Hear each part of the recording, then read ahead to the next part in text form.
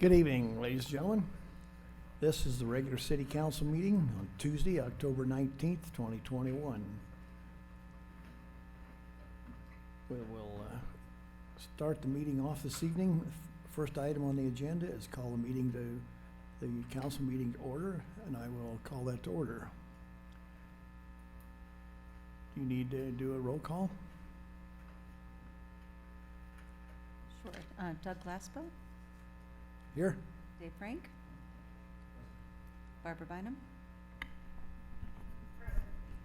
Anthony Russo, J. David Reed, Present. Grace Hodson-Pillar. Present. All city councilors and our youth council representative are present. All right, thank you. If you would stand, and we'll do the Pledge of Allegiance.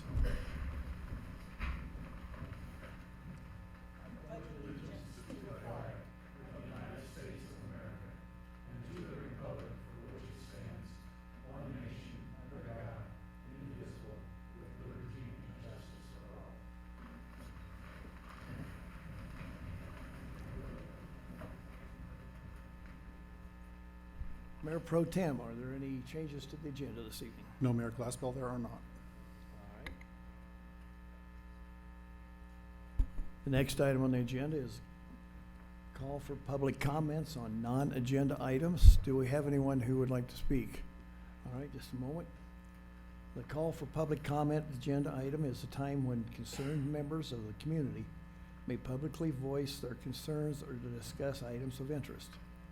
Please note that no formal action will be taken on the matter raised during this time.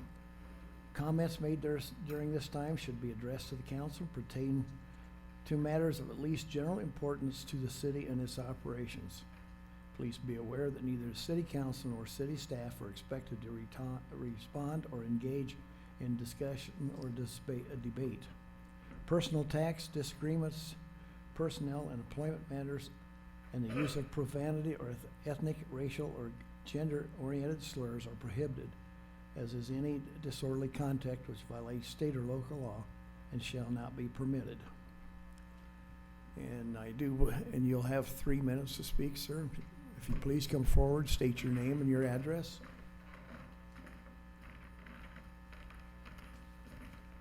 I'm Matt Goldesich, 941 Black Canyon Way. You should have gotten this in your emails on Thursday.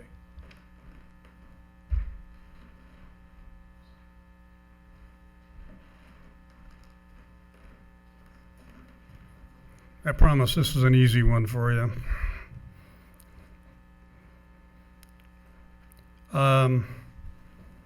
You'll notice it's going to be talking about open space, so I'm just here to ask you to consider revising the open space provisions in the city code zoning regs. Currently, a 20% open space requirement applies to planned developments only.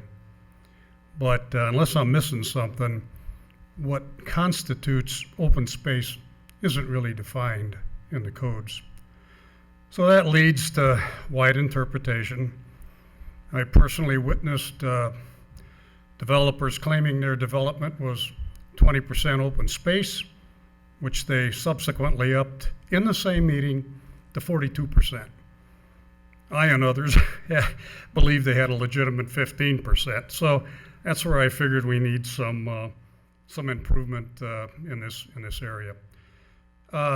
In that piece of paper I gave you, I've offered some open space definition recommendations as a straw man, just as a starter. Overall, it's just open land inside a development, away from buildings, that's set aside for all residents for their recreation and relaxation. That 20% doesn't need to be in one area. It can be comprised of individual parcels. You know, I also recommend considering open space be a part of all Montrose developments, not just planned developments. I believe it's particularly valuable for apartment complexes where people are regularly in close proximity to each other. Now, when you get into that, you say, well, an argument against this is increased development cost. But I think it's a safe bet that developments have an open space are generally more desirable, have higher property values, and those without open space. And I bet the developer will get a little bit more money for his homes also. Now, this broader approach also complements Envision 2040, 30 seconds left, sir. which number one goal is to retain Montrose small-town character in a rural setting. That goal was promoted, I think, from a lower number up to number one when you looked at the comprehensive plan. So I appreciate your feedback on this and hope you find it of interest. Thank you. Is there anyone else in the audience who would care to speak? All right, if not, we'll go to the next item. Item 6 is approval of the minutes of the October 5th, 2021 meeting. Are there any changes or corrections? If not, I'll accept a motion. I move for approval of the minutes of October 5th. Second them. We have a motion and a second. Please vote.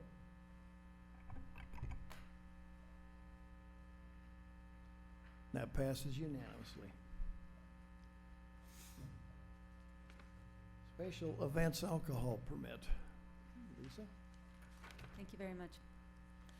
We received an application from the city of Montrose for a special event alcohol permit on Thursday, October 21st for the Envision Block 93 block party event. We posted the premises for 10 days as required by statutes and received no comments. All right, thank you. Anyone have any questions? I would open it up to public comment. Is there anyone that would care to make public comment?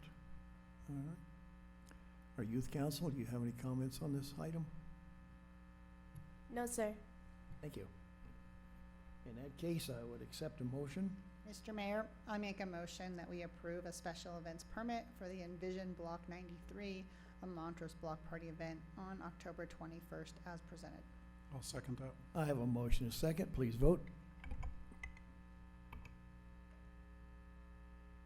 And that passes unanimously. Item 8 is the Historic Preservation Commission appointments. One of the comments I would like to make on that, I've discussed this with our city attorney and with some of the members of the council. Our planning commission, which is one of our other commissions, we do have an alternate for that position. So I believe what we'll try to do this year with the Historic Preservation Commission, we will provide an alternate for them also. So we will accept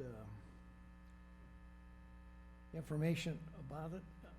We have 4 candidates: John Horn, Amanda Lloyd, Danielle Gott, and Jeremy Ovid. We'll need to take a vote on that. We will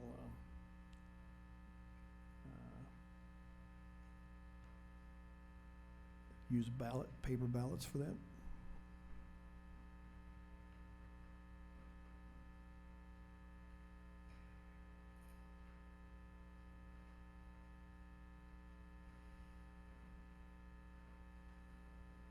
For confirmation, if we're appointing an alternate out of there and we want to choose one for an alternate, do we go 4 or do we still do 3?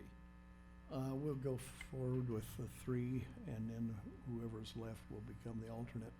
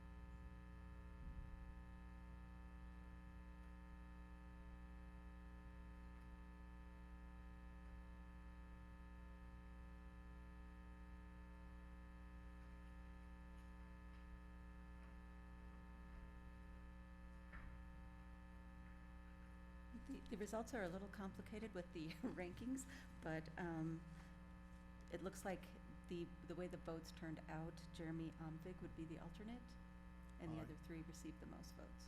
All right, thank you. I would accept the motion.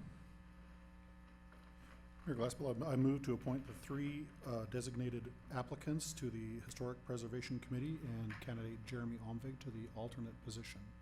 I'll second. I have a motion, a second, please vote.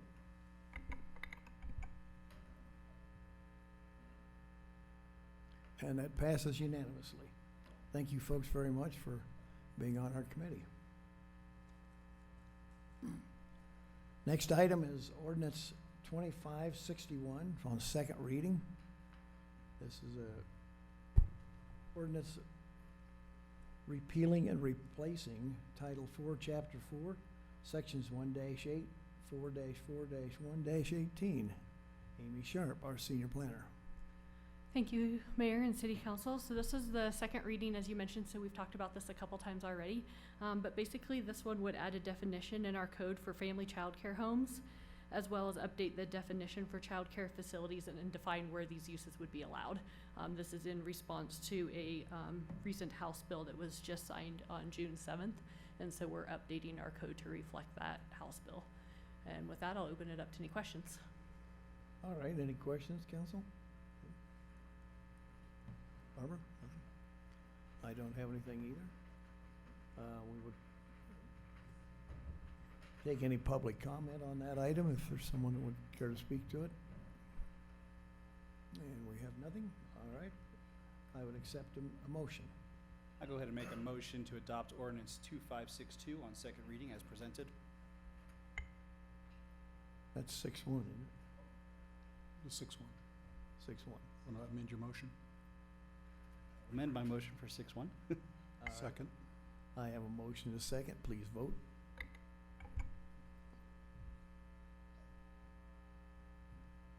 And that passes unanimously. Item 10 is ordinance 2562 on second reading. City Council considering ordinance 2562 on second reading, an ordinance of the City of Montrose, Colorado, repealing and replacing Title 4, Section 1, Chapter 1, Section 3, 4-1-3 of the official code of the City of Montrose. Senior Planner Amy Sharp.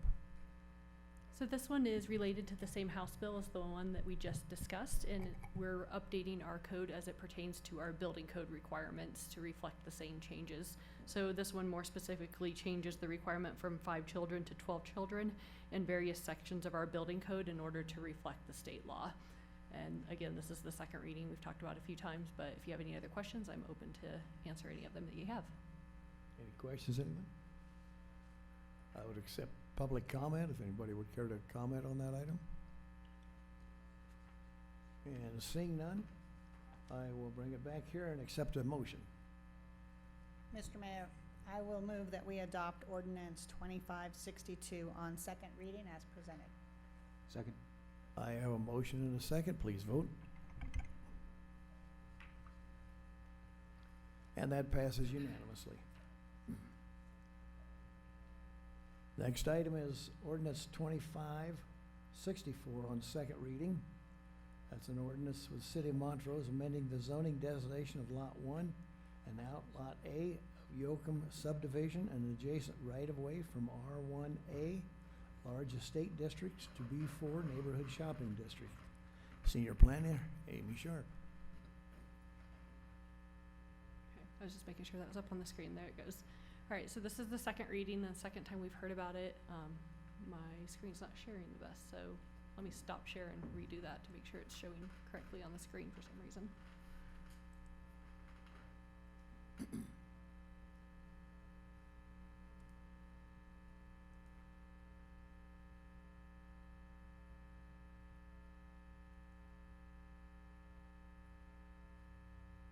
Maybe.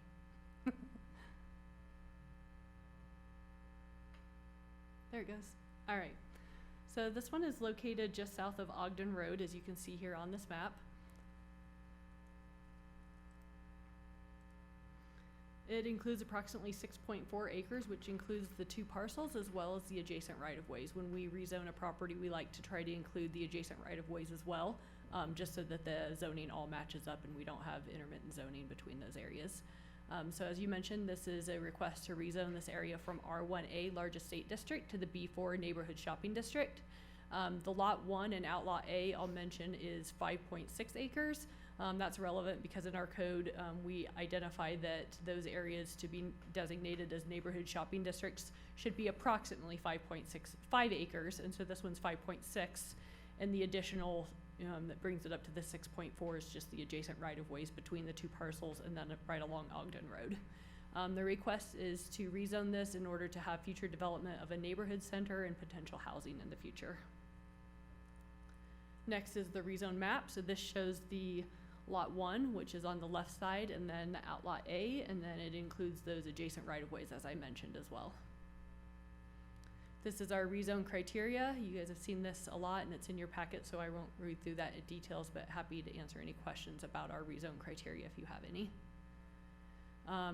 This is in our code, section 4415, which describes a neighborhood shopping district and their intent. It can provide for retail shopping and services, as well as housing as well. As I mentioned, it includes the 2 parcels are 5.6 acres, and then there's some additional right-of-way that brings it up to 6.4. In our comprehensive plan, this is actually designated as a neighborhood center, so it falls in line with what the future land use map also proposes for this area. Staff does find that the proposal meets our rezone criteria as well as the intent of the B4 neighborhood shopping district. It is in compliance with our comprehensive plan future land use map, is also compatible with existing uses in the surrounding area, and therefore staff recommends approval of the rezone. Planning Commission did recommend approval of this rezone as well. With that, I'll open it up to any questions. David? Mr. Mayor, I know we had a fairly lengthy discussion on first reading when council approved this at first reading. One of the primary issues that we were discussing was the health, safety, welfare issue. Staff did believe that it was not a concern for health, safety, welfare. Chief Hall spoke to that. Anecdotally, he indicated what he knew about the particular safety issues on this street, but he indicated to us that he would look into it and see if he had any statistics that he could bring back to council. And I'm just curious, Chief, if you've had an opportunity to do any research on that, and if so, if you could provide us with that information.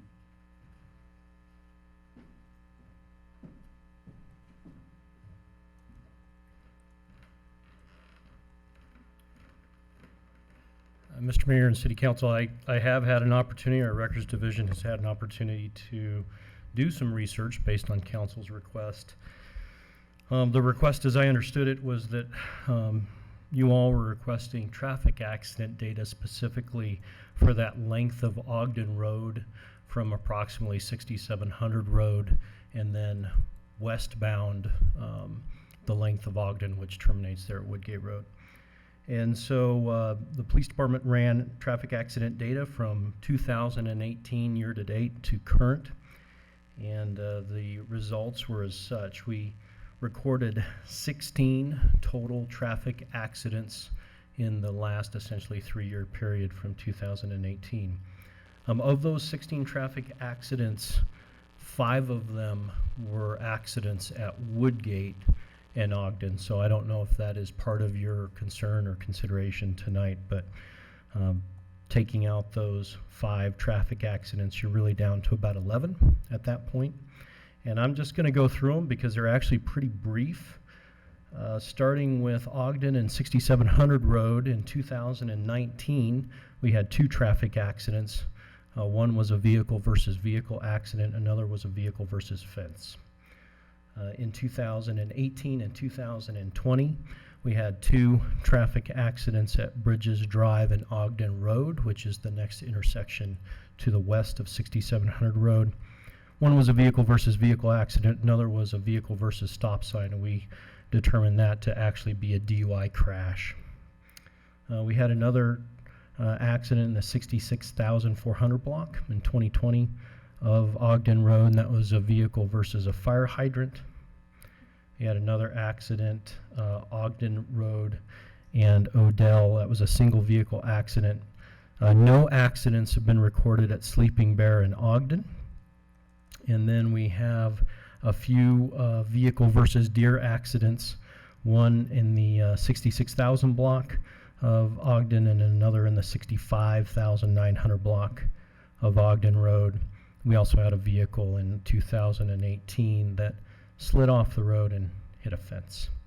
We had a vehicle versus vehicle on Kelly Drive in Ogden, another deer accident on the 16,500 block of Ogden Road. And to kind of orient you, the 16,000 block of Ogden Road is very close to the intersection of Woodgate. So all in all, we've had a total of 16 accidents, as I said. 4 of those were vehicle accidents versus a fire hydrant or a fence or something along those lines. 3 of them were vehicle versus deer. 4 of them were single vehicle accidents. And looking at those accidents reports, we determined those were primarily weather related. So in other words, someone slid off the road during a snowstorm. We've had absolutely recorded 0 vehicle versus pedestrian traffic accidents in the last 3 years on that road. And then 5 vehicle versus vehicle accidents, keeping in mind that 2 of those 5 are Ogden and Woodgate, and 3 of those Ogden and Woodgate vehicle accidents are single vehicle accidents. So 16 total, taking out the 5 Woodgate, you're left with about 11, and 3 of those are deer, so you're down to about 8 along that section. Chief, how does that compare with the rest of Montrose? You know, it depends. I know this is anecdotal since you don't have. Yeah, the data. this is, honestly, this is pretty standard for a rural roadway in the city of Montrose. Definitely not standard compared to South Townsend Avenue and places like South Fifth and Townsend. I will say, and in respect to, or Scott Murphy, he's around here somewhere. He's hiding behind, he's hiding directly behind me. You know, with respect to Scott Murphy and all the metrics that go into play for things like sidewalks and crosswalks and those kinds of things, just based on the traffic accident data here, this would certainly not warrant, in my opinion, building of sidewalks and you know, large infrastructure to support you know, this type of a development. It could warrant, you know, a crosswalk or something along Bridges Drive and things like that, because that seems like that would be the direct connection to this development. But as it stands right now, this is a very low number of accidents over a 3-year period for that roadway. So Chief, the staff report states that the B4 zoning does not appear to be adverse to the public health, safety, and welfare. Based on your research and findings, would you concur with that statement? Yeah, I would concur with that statement as at least from a traffic accident standpoint in that data, this is not a concern, at least from the police department standpoint. Thank you. Thank you. Good. Barbara? Anything? Grace, do you have any questions? No, sir. Thank you. Thank you. Thank you, Chief. All right. I will accept public comment if somebody would care to comment on this particular item. Nothing online and nothing in person. All right. In that case, I will accept a motion. Last bill, I move to adopt ordinance 2564 on second reading as presented. Second that. I have a motion and a second. Please vote.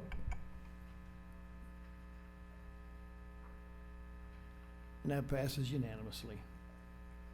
Item number 12, the McCracken Addition Annex. City Council will hold a hearing on the annexation of the McCracken Addition. Staff Planner, Amy Sharp. All right, so this is one you've seen a couple times before as well. I guess this would make it the 3rd time around, so I'll make this a little shortened version of it, but if you guys have questions, I'm open to answer any of them. The first slide that you see is the annexation schedule. As you mentioned, tonight is the first reading of the annexation and zoning ordinances.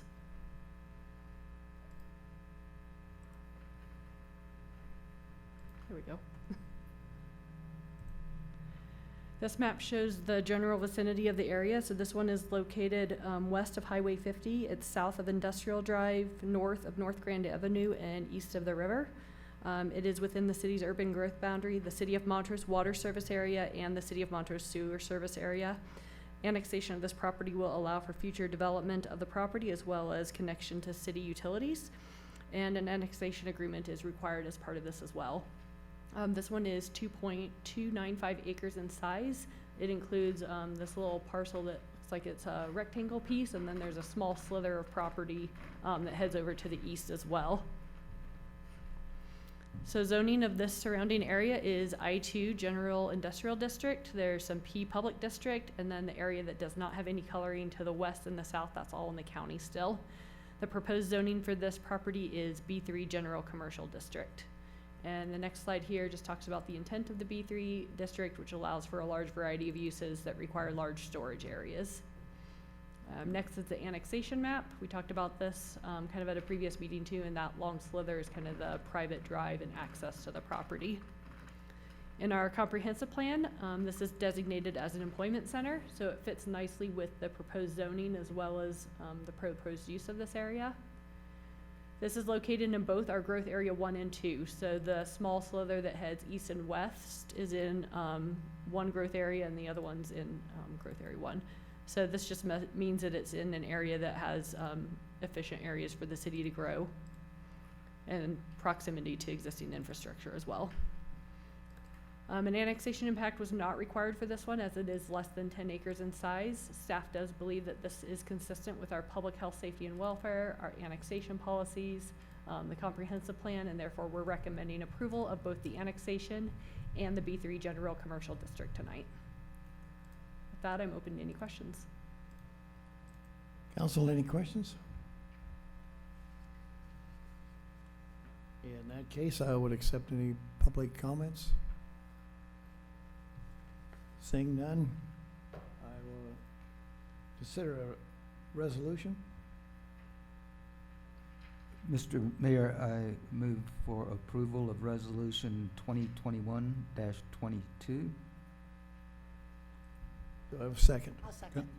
I have a motion and 2 seconds. Please vote.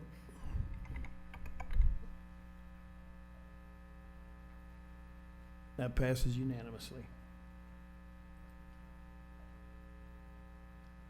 Ordinance 2565, City Council consideration of Ordinance 2565 on first reading. Ordinance of the City of Montrose, Colorado for the annexation of the McCracken Edition. Amy? Anything else on that one? No, nothing additional. All right. I'll hold a public hearing on that. Is there anyone that would care to comment on that? If not, we'll close the hearing. Consider a motion. Mayor Glassbell, I move to pass ordinance 2565 on first reading as presented. That I have a motion and a second. Please vote.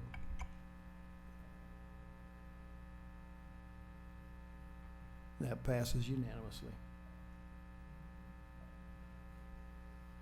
Okay. We've done all of those, didn't we? Item 13, ordinance 2566 on first reading. City Council consideration of ordinance 2566 on first reading. An ordinance of the City of Montrose, Colorado, providing the zoning for McCracken Edition as B3. Amy Sharp. I don't have anything further to add on that one. All right. Anybody got any questions? Anybody in the audience would care to comment on that? Seeing none, I would accept a motion. Mayor, I move that we pass ordinance 2566 on first reading as presented. I'll second. I have a motion and a second. Please vote.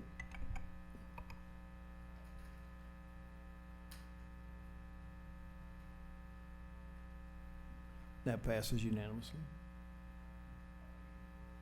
Item 14, Sunrise Creek, number 2 filing, number 5, final plat. Senior planner, Amy Sharp. Now you get to hear something new.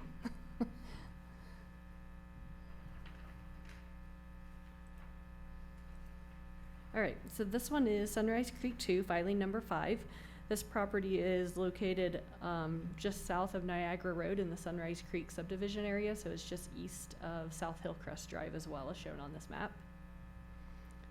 This one is approximately 1.47 acres in size. So the developer is proposing 6 single-family residential lots on this property.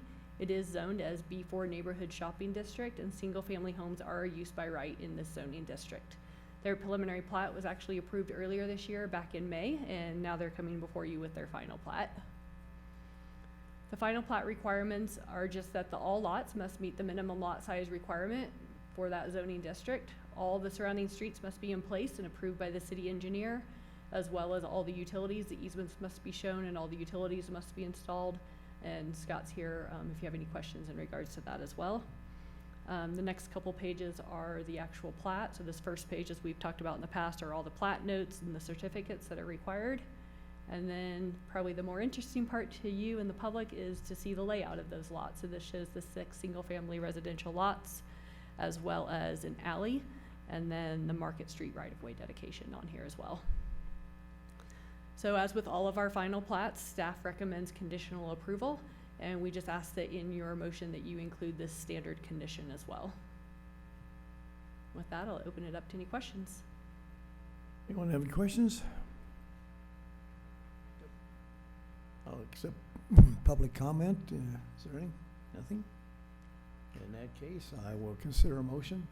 Mr. Mayor, I move that City Council approve the Sunrise Creek filing number 5 final plat expressly conditioned upon city staff ensuring that all policies, regulations, ordinances, and municipal code provisions are met, and that the applicant adequately addresses all of the staff's concerns prior to the execution of the final plat.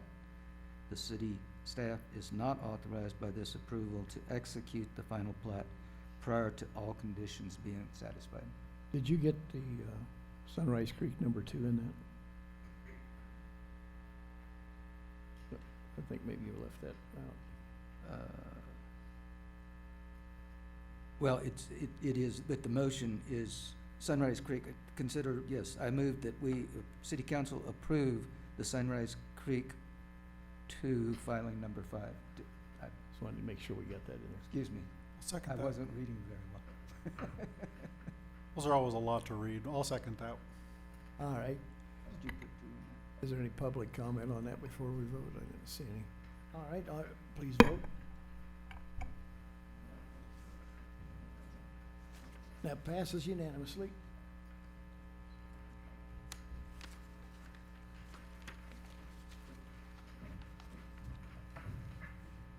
Item 15 is Sunshine Creek, number 3 filing, number 2 final plat. Amy Sharp, would you please describe that one to us? Sure. Sunrise Creek. I hate to correct you, it's not Sunshine, but that's a good name too. So Sunrise Creek 3, filing number 2. So this one's very similar. It's in the same general area, south of Niagara Road, east of South Hillcrest Drive, and is actually just south of the one that we just did. This one is 2.67 acres in size. It's zoned as R3A, medium high density district. This one they are requesting to subdivide it into 14 single-family residential lots. So once again, this is an allowed use in this zoning district. All of the surrounding roads are already dedicated and constructed through previous plats. And this does include construction of an alley in Outlot A with a new sewer line, an alley that goes through Outlot B, as well as some sidewalks and utilities. The final plat requirements are the same as what we just talked about, so I won't read through those again. Next is the plat, first page with all the plat notes and certificates, and then the page that shows how all the lots are laid out. So this has 14 single-family residential lots. There are 10 that are to the north of Tanager Street, and then there are 4 kind of down there in the corner. Same thing on this one. We just ask that when you make your recommendation, if you approve of this one, that you please include this conditional approval as we do on all final plats. With that, I'll open it up to any questions. Any questions? Anyone in the audience have a comment on this one? Seeing none, I would accept a motion. Mr. Mayor, I move that we approve the Sunrise Creek 3, filing number 2, final plat expressly conditioned upon city staff ensuring that all policies, regulations, ordinances, and municipal code provisions are met, and that the applicant adequately addresses all of staff's concerns prior to the execution of the final plat. The city staff is not authorized by this approval to execute the final plat prior to all conditions being satisfied. Second. Second, please vote. Passes unanimously. Item 16, Montrose Botanical Garden Society lease agreement. Ross Valdez. Good evening, City Council. So before you, I have the Montrose Botanical Society lease agreement. We're going to be doing a amendment to the lease. As you know, the City of Montrose leases the property located at 1800 Pavilion Drive, known as the Botanic Garden, to the Montrose Botanical Society. The city and the Montrose Botanical Society entered into the current agreement, which is a 50-year lease in 1996, and it expires in 2046. City Council is considering a new 25-year lease, which will expire in 2046 as well, with changes that reflect the current state of the Botanic Garden, its use, and the city's support. As you know, this was covered during a work session, and so if you have any additional questions, please let me know. All right. Council have any questions? Anyone in the audience care to speak to this? Yes, please come forward. You would state your name and your address? Lorraine Scheid, but I live in the county, 12516 Chavanaugh Valley Road. And I'm here with a lot of our board members and members from the society, and we just wanted to thank the city for working with us through this process, which was 5 months in the making, and that we wanted to especially express our appreciation to Ross Valdez. He was so professional, timeless.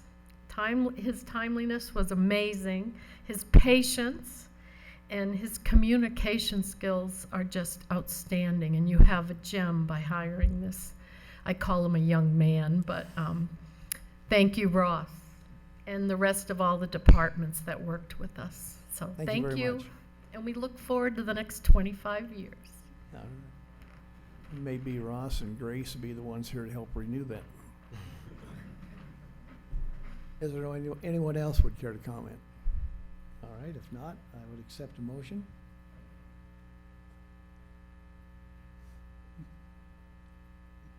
Mr. Mayor, I move that City Council approve the lease agreement between the City of Montrose and Montrose Botanical Society for the use of the Montrose Botanic Gardens at 1800 Pavilion Drive.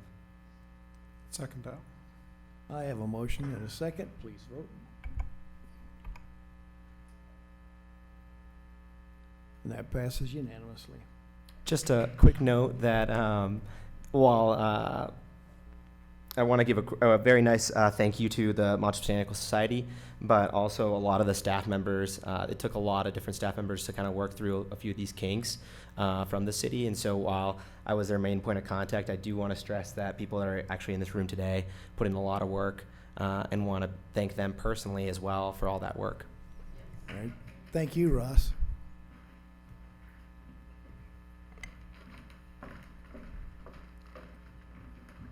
Item 17th is the Birch Street Bridge Replacement Construction Contract. Scott Murphy. Thank you, Mr. Mayor. And as I grab my agenda, I hit a button to exit out of the screen. So stand by. Better life through technology. Here we go.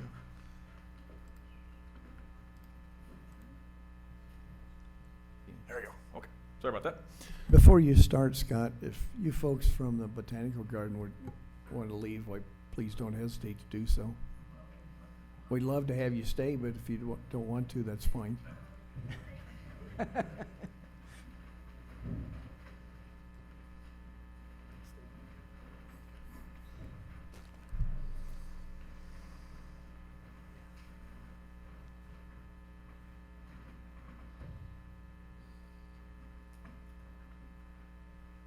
All right, Scott.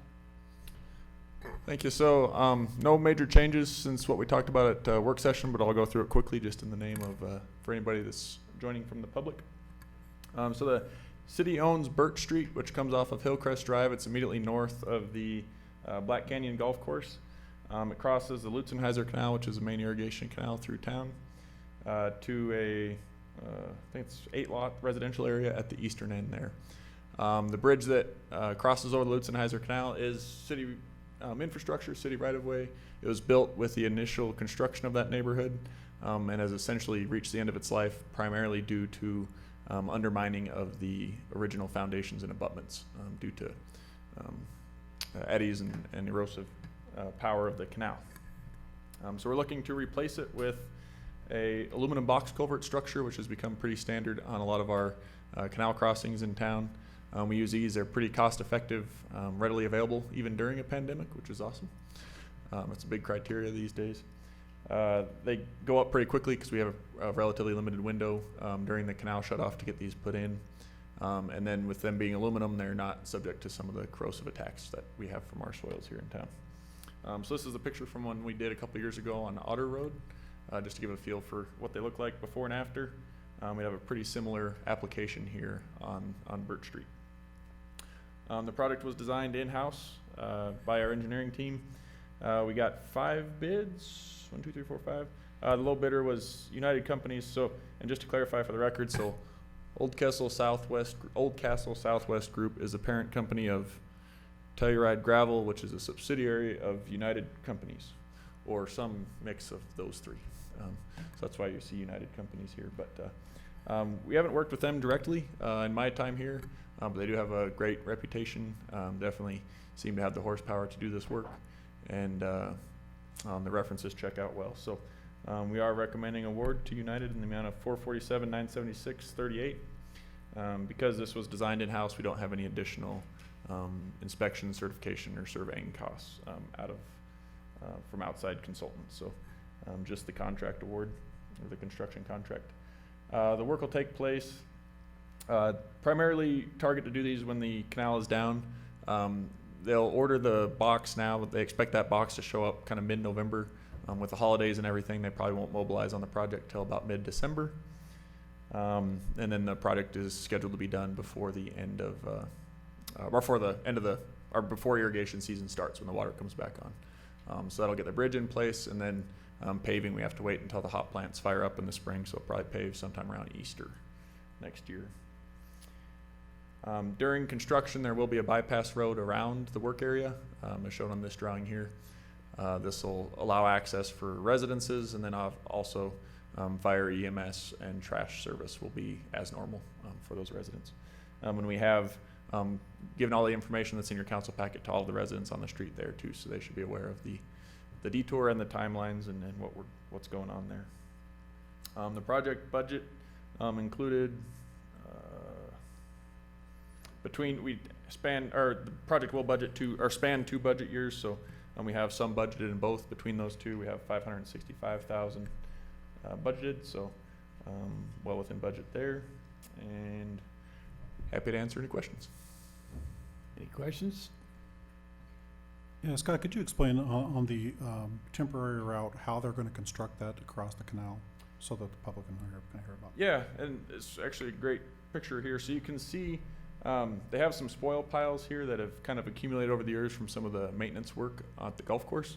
So we're going to put those to good use, because the embankment for the canal is quite a bit higher than that land. It's 4 or 5 feet vertical separation between the embankment of the canal and this lot here. So we'll use that to build kind of a gradual roadway climb up and over the canal, and then it'll just be embankment fill across the canal itself, because the canal will be off. Within that, we put temporary pipes through this so that they can shut off water when they want to, and just allow it to accumulate when they're doing sensitive work down deep to get the foundations in. And then once those are in, they can just open it back up and let that water flow through like a culvert underneath that temporary road. So then upon completion, obviously all that'll probably just grade it smooth on the within the lot area, because that looks a little nicer than just dumped piles since it's in there, and then obviously take everything out of the canal and reinforce that with rock where we disturbed it. So. Any other questions? Any comments from the public? I see none. I would accept a motion. Mayor, I move to award a contract to Old Castle Southwest Group in the amount of $447,976.38 for construction of the Birch Street Bridge Replacement Project as presented. I'll second that. I have a motion, a second, please vote. That passes unanimously. Thank you. Item 18, 2021 sanitary sewer cured in place pipe bid award. Mr. Breeze. Thank you, Mayor. Again, this is a fairly routine project for us that we've been doing on an annual basis for some time. It is for renewal of some of our sanitary sewers that are fairly difficult and expensive to dig them up and replace them. But this is a technology that's been around for about 30 years where they actually install a pipe within the pipe using cured in place resin and a felt sock. So this year's project is primarily identified along Townsend Avenue in anticipation of the mill and overlay project, trying to get all of that infrastructure up to par and make sure that the construction activity over top of that sewer line and those infrastructure doesn't create problems and additional failures. The project is for not to exceed $250,000, which is our budget amount. It's a unit price contract with In Situ Form Technologies, who is basically the company that started doing the cured in place lining process back about 35 years ago. We bid this out last year as a similar type project. We got one bid on it from In Situ Form Technologies, and that was an extendable contract, and this is basically an extension of that contract. With that, I'll answer any questions you might have. So I would just like to confirm, we're looking at a total cost per year of $65,000, not to exceed $250,000. Why would it get up to $250,000? It's a unit price contract, and so we are trying to line as many line segments as we can. And so each of those line segments is 250 to 400 foot. And so that price could be, as they actually line those and confirm those distances, that would be adjusted for the actual lining or the actual length of that. The bid, the $191,000, was actually the bid for last year's project. The total bid for that, not the individual unit prices for that line, for that project.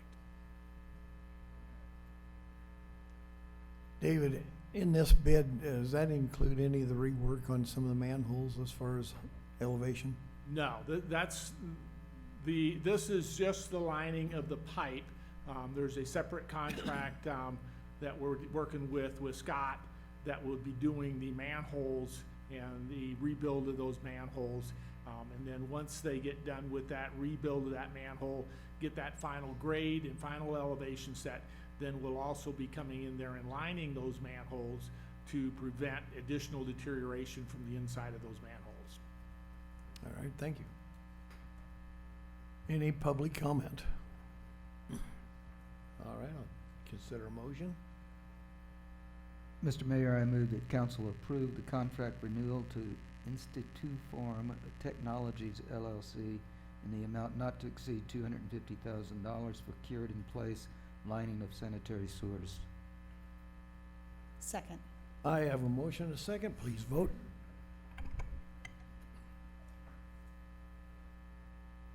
That passes unanimously.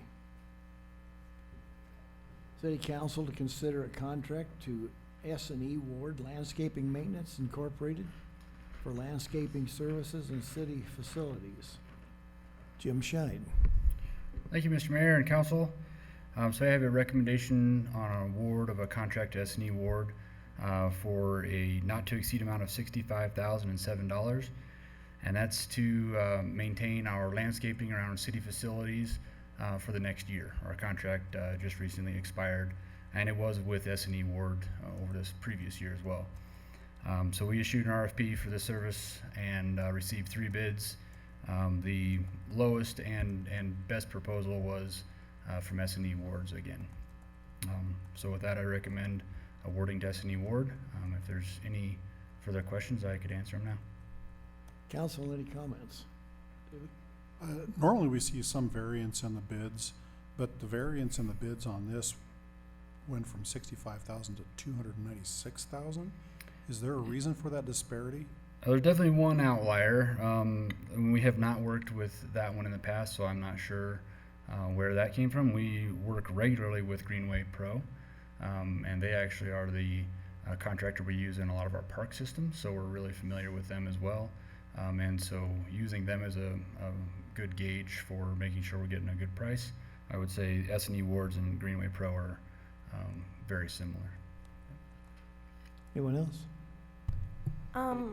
What does that include? Like you said, like landscaping. So is that like mowing lawns? And sorry if that's a dumb question. No, that's all right.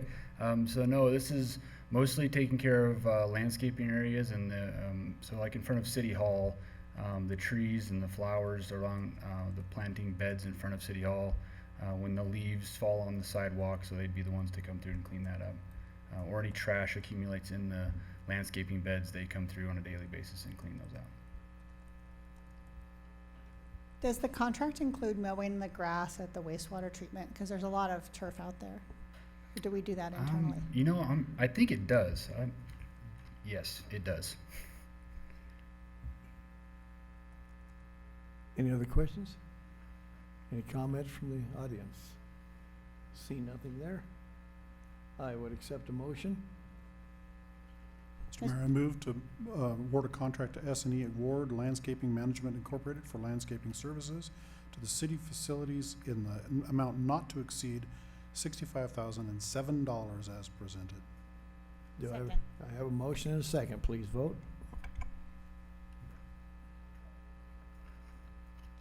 That passes unanimously. Thank you. Thanks, Jim. Staff reports. Sales and use. Shani Wittenberg.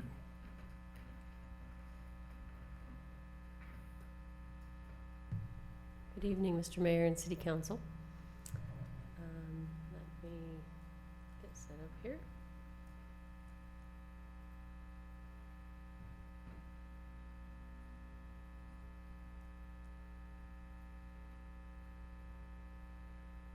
Share the right screen always helps. All right. So this is the sales, use, and excise tax collection report for August compared to August of 2020. General fund sales and use taxes collected at 3%. In August, general fund sales tax collections are up 15%. Construction use tax down 6%. Use and auto use tax down 36.7%. You'll remember last year we had quite a few large purchases that licensed vehicles, so we kind of expected the auto use tax to go down. And then total collections up 8.7% with a positive budget variance of 23.1%. Retail sales tax year-to-date is up 21.2% or $2.4 million.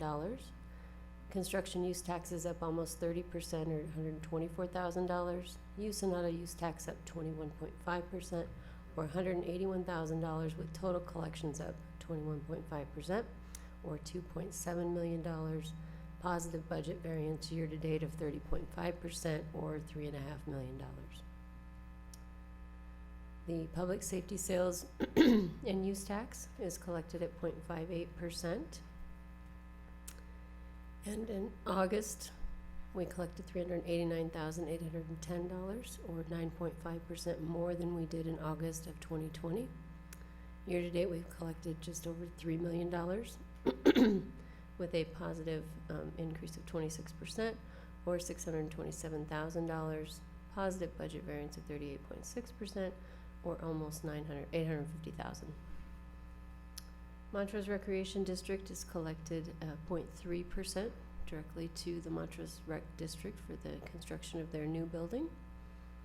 And in 2021, in August, we collected just over $200,000, 13.8% more than we did in August of 2020.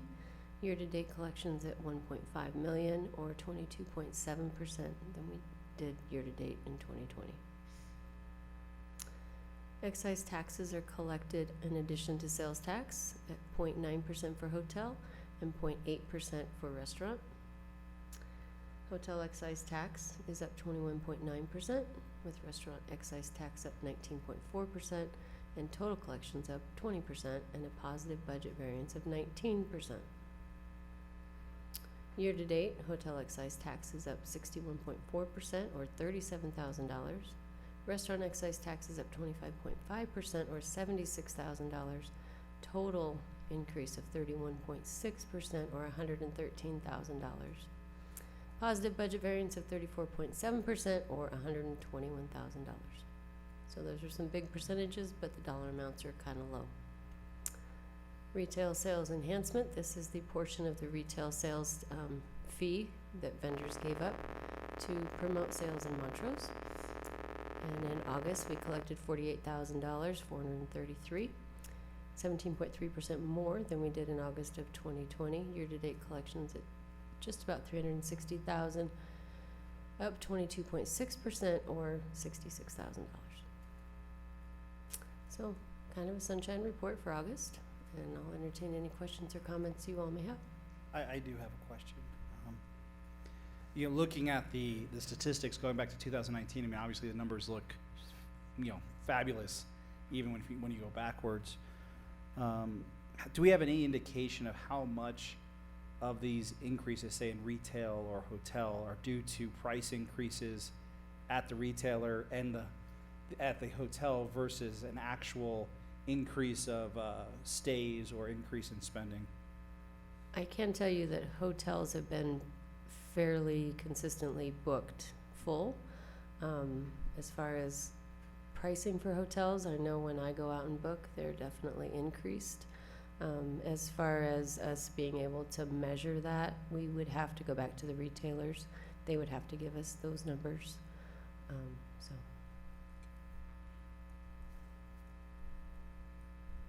I would comment too that on online sales, those are collected through the state, I believe, but we do get tax money back on that. We actually collect and license those retailers locally. So the state did implement a system, an online system, that a lot of those retailers are registering through, but they're paying our tax directly to us. We're not getting it as a pass-through from the state necessarily. But yeah, that economic nexus was a change we made to our code back in 2020, 2019. Time flies. So I have a big picture question. Earlier, before our council, you gave a budget presentation for our 2022 city budget. When we look at this, it's a really big increase in sales tax revenue for 2020 that we're seeing, even if you take, that we're seeing in 2021. So even if you take 2020 out of the picture, we're still up over 2019, 2018. So how do you, like philosophically and in detail, I guess, how do you put together how did you put together a budget for 2022? Are you optimistic that those numbers continue, or do you go, gosh, let's play it safe and not budget for that kind of increase again? Because the general fund is reliant upon sales and use taxes, we do not collect a property tax. We always budget conservatively for those revenues. In years past, we've done 1.5% to 2% over the last full year of collections, so not over projected sales. In 2022, because I've never seen double-digit increases month over month, so we went with 4%.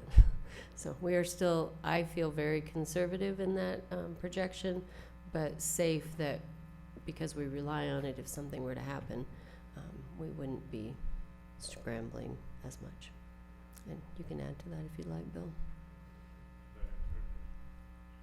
Exactly answers Okay, my question. Thank you.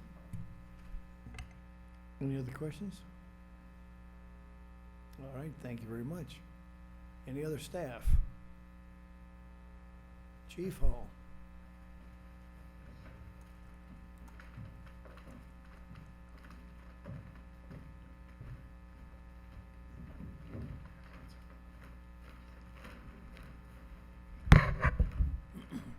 So good evening again.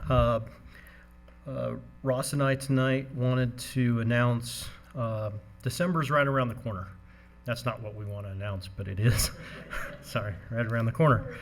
And we all know apparently Ross is timeless. So, but because December is right around the corner, we wanted to announce tonight. There was a little footnote in the 2A report card that PD is moving down the road of teaching our second Latin Spanish Citizens Academy. And those classes will begin December 1st.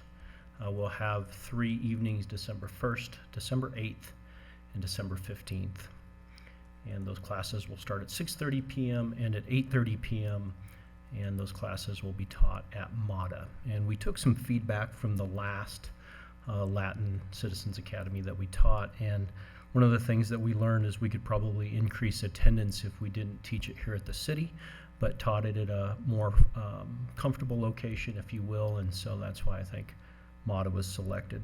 We also took feedback from the Citizens Comp Plan when it was presented in Spanish, and some of the things that we learned from that segment of our community is that they were very concerned about topics like sexual assault, mental health awareness, drug abuse, especially for children, and domestic violence. And so those will be the classes that we'll teach, along with just orientation about the police department, and especially how to engage our police officers, how to engage our command staff, and actually how to tell us what kind of job we're doing, and how to tell us if they have a complaint and we need to do something better. So with that, maybe I'll turn it over to Ross, and he can talk about how we're going to advertise, how we're going to engage our Latin citizens. Before Ross starts, you have another one coming up next spring also? No, actually our Latin Academy backs right up into January, which will be our full-blown Citizens Police Academy. The Latin Academy will be it's like the comp plan. It will be presented in English, but with a Spanish translation. Certainly anyone is welcome to attend both academies. And then our Citizens Police Academy, which is actually, I think, a 15-week academy, will start in January. So, yes, thank you. Ross? Thanks, Blaine. Yeah, we're really excited to get this kicked off. We're going to be working closely, obviously, with our OBT group to help promote this, and then we're also going to be working closely with some of our community partners as well that have, direct ties with a lot of these community members to make sure that we're getting the word out. And can't stress enough, we're really excited to have this academy take place, and to work with our Spanish-speaking population and have translated materials available as well as interpreted materials available. We have some great community partners here in Montrose that are going to be able to help with that as well. But one thing that I would encourage is that if you hear of anybody that's interested, that they reach out, and if they have questions while we're still kind of getting some of this promotional material out, and they want to get ahead of the ball, they can always call me or email me. And if they speak Spanish, I can also answer any of those questions or requests. All right, thank you. Any questions for either of them? I do have a question. Out of curiosity, the new reporting program that we have, the online tools, Yes. are those actually in Spanish as well? Those are not in Spanish. I don't think that capability as of yet. But it's a good point. We should probably investigate that to see what we can do to remedy that. So thanks. Any other questions? All right, thank you, guys. Sorry. Yes, Yep. Grace? I was just gonna ask, if it is like centered around our Spanish-speaking population, why are we doing it in English and then having a Spanish translator? Like I get that a majority of the population in Montrose speaks English, but if this is just a class for these Spanish speakers, shouldn't it be like the Spanish, it's in Spanish and then there's an English translator? Yeah, that's a great question. So the reason for that is because our police officers and our district attorney's office are the ones that are teaching these classes. And so they oftentimes don't speak Spanish. And so that's why we have to have that component. But that's a good segue into, recruiting and that, our agency should have, definitely a segment of our officers that speak Spanish, and that's always something we try to strive for. But that's the reason why those classes aren't taught directly in Spanish. I'd love it if they were, because I do think you always lose a little bit of that, right, in that translation, and you got to wait and pause and things like that. But that would be a great thing if we could do that. So, but good question. Thanks. All right, thanks, fellas. Any other staff comments? Yes.